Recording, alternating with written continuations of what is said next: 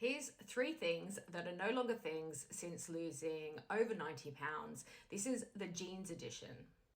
My name's Amanda. I post regularly on my sustainable, realistic weight loss journey. I am not flogging myself at the gym and I am not starving myself. Right, so jeans, number 1. When I was existing in a bigger body, my waist didn't come in. So I was quite round. And as a result, my jeans had to be a certain size to go around my belly.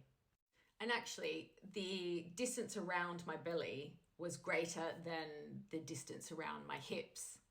So this created a problem where my jeans would constantly be trying to fall down, essentially. They would have a high percentage of elastane in them, and I was always pulling them up because they were accommodating my belly, but then my hips weren't keeping them up. But now my waist comes in, and it is not greater than the hips. So the jeans sit on my hips, sit at my waist on my hips, and that is no longer a thing. Number 2, my taste in the style of jeans has completely changed. As I just mentioned, my previous jeans were high in elastane, so they had some stretch to them. But I've gone the exact opposite, and I'm going for the jeans that have no stretch or have very, very little stretch.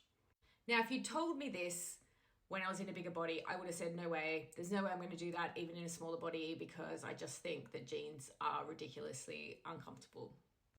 But now that I'm in a smaller body, I'm loving the structure and shape of jeans that don't have stretch and jeans that bell out a bit at the bottom. So if you look here, this is the kind of jeans I'm talking about. They're not bell-bottom jeans, but they just go out at the bottom. I'm really loving the structure of them, and I think they're really cute. Number 3. Even though denim is one of the most heavy-duty materials on the planet, my thighs were no match for that material.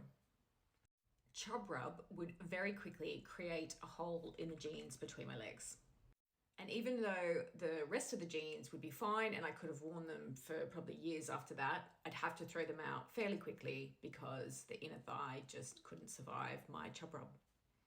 Now, it's not to say that I have a thigh gap now. I've discussed this before. I'm never going to have a thigh gap. Genetically, I was not built that way, but there's less pressure, less friction on the old denim, and it's just no longer a thing, which is really nice.